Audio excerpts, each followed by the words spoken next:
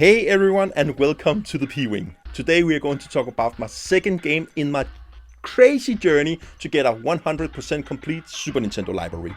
And today we are going to talk about a game that I actually have never heard of before I started researching for the Super Nintendo. It's a game that I have had around me for a half year or so, and I have actually live streamed it. The game I'm going to talk about today is the second game on my journey, Ardy Lightfoot. A game that again is extremely rare if you will get the NTSC version. But the PAL version is laying around the 1000 to 1200 Danish to get it complete in box. So this game surprised me a lot. I was randomly watching, I love this YouTuber, I was randomly watching Snestrunk. That guy is amazing. Here talking about Super Nintendo games, and he was mentioned Ardy Lightfoot, a mediocre platformer game that nobody is talking about. And when I saw footage for this game, I was like, this game looks absolutely amazing. It's just up in my alley. It is everything I love about a platformer game. Beautiful graphic, great music, likable character, a great companion you have along the way, some different variety in the levels, and yeah, it just looked like fun. What could go wrong with this game? And I have wanted to make a review on this game for a long time, but we are going to get this kind of mini talk about the game here in this crazy journey. So people never talk about Ardy Lightfoot, and I don't think it's sold that well. The sad thing is actually that this game was ending on to be continue, and we have never seen a sequel to Ardy Lightfoot. But they were building up the hype to get a sequel, and it's so sad because the opportunity for this universe is great. And I would say that if this game got a sequel, it will be up on the top lead of Super Nintendo platformer. There are some flaws in the game, especially in the ending of the game, where there's some cheap deaths and the control can be some kind of slippery. We'll test it again and play for 30 minutes around that, and you can see the whole let's play of it that I have on the YouTube channel. But man, as I remember, we had a good time when we were playing this game, and the chat seemed like to have fun as well. They were like, this seems pretty good. Every time I hear some people talking about Ardy Lightfoot, they're always surprised that this game is actually some kind of decent on the scale of to being good.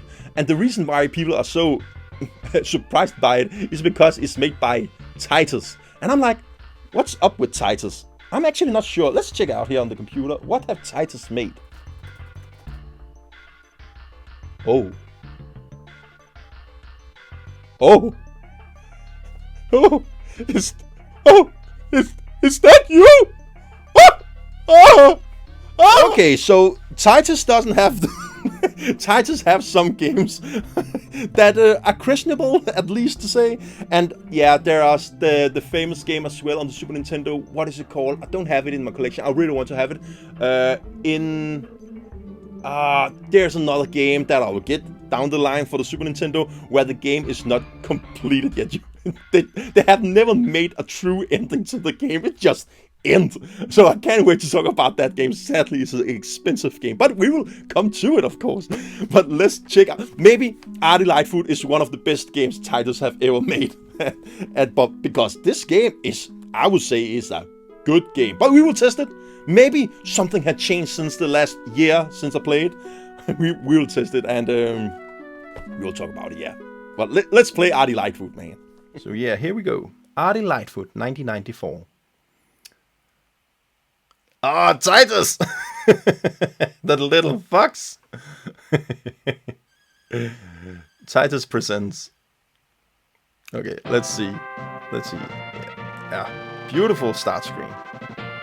You just want to go on an adventure when you're seeing this kind of things, I would say. But yeah. And this game starts out with a prologue. I like that touch. And if you are not touching your controller at the beginning, you will see actually the prologue get told through the game itself. But I love that you actually are playing the prologue as well. It's just a nice build up for your journey, I would say. This is not the first level itself. This is more like you learn to understand the control you have. They will make some different obstacles that you have to learn. So now you learn you have the bomb, you can sit it down so it will explode the walls. like that, and you was using the tail jump before, the Scrooge McDuck jump, and then you have to jump very far, like this. And yeah, it's just a nice setup for the story itself. And I think this is an old map or something like that that tells you about the treasure you're going to find. I actually can't remember the story, but it's just nice that they have this little prologue, and you're seeing the enemy. This is the overmap view. So every time you are completing a stage, you will come out to this map world.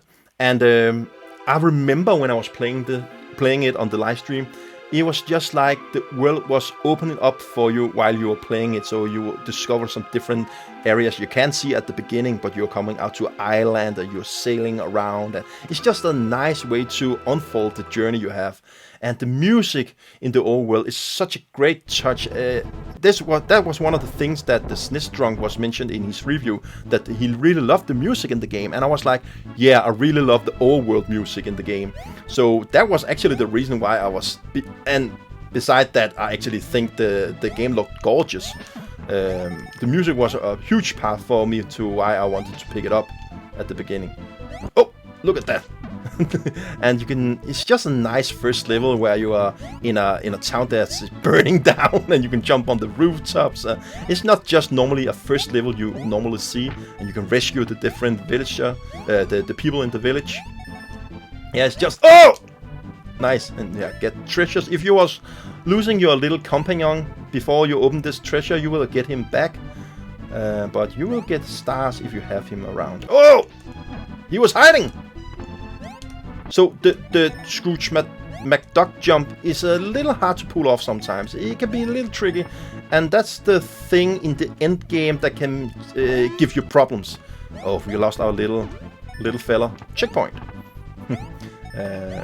So you have to master that part in the game. Oh no! We already died! But at least we got a checkpoint. It's because I'm talking. Normally I would not have played this bad. We have to run! Run, run, bitch! Run away, baby, before I put my spell on you! And little touch that he was thrown into the water tower, I like that. Oh! Is that the boss? I can't remember. But yeah, if you're interested to see the full let's play of this game... Ah, damn it. I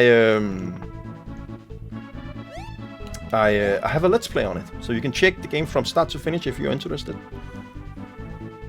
So yeah, that was the first level. I really like that. Scene 2. So I like they call it for scenes.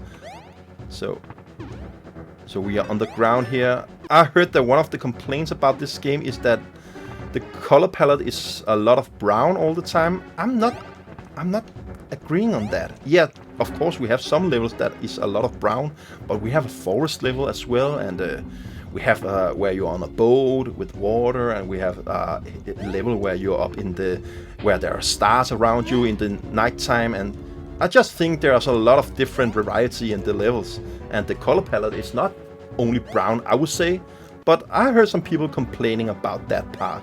So if this level and 2 other levels that are in a mine, and that is not ruining your experience with the game, I would say that this game has some very different levels from each other. Wow, I'm bad, man.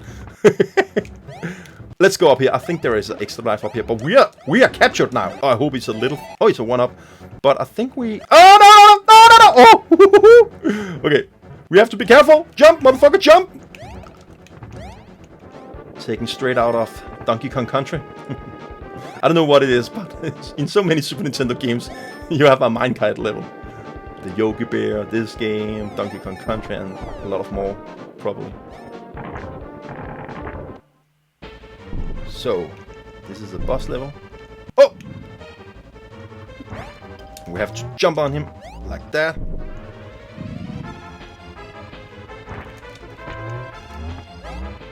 Yeah, now we get the gem. Nice. Pretty cool. I love the animation on the little guy we are playing as. I'm not sure what kind of animal we are. Look at this level. The forest level. Such a beautiful level. And there is a scene in this game where one of the enemies you're going to hunt down is dying in the game, where you will see the skeleton afterwards. But they have cut that out in this game. It's only the Japanese version. It was probably too crazy to show kids. And I've seen a picture of it, and yeah, it's pretty crazy. You are hunting down one of the enemies down in a stomach on a fish, I think it is.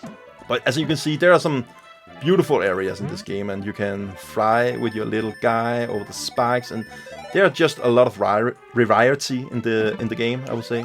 Yeah, I like it. It's a lot of fun, and it's a game that not many people are talking about. And you can only play it on the Super Nintendo, so it's a game that is locked on the Super Nintendo. And we will probably never see a re-release of this game, so if you're okay to have the PAL version, I would say go out and hunt down this game. Because the American version, the NTSC version, is very expensive. Triple the price that you will see here in Europe. But yeah, it's hard for me to stop playing this game because I have such a lot of fun while I'm playing this game. But man, yeah, this part is crazy. You have to jump and do a tail jump and jump over the spikes. I failed. Is Ardy Lightfoot worth picking up?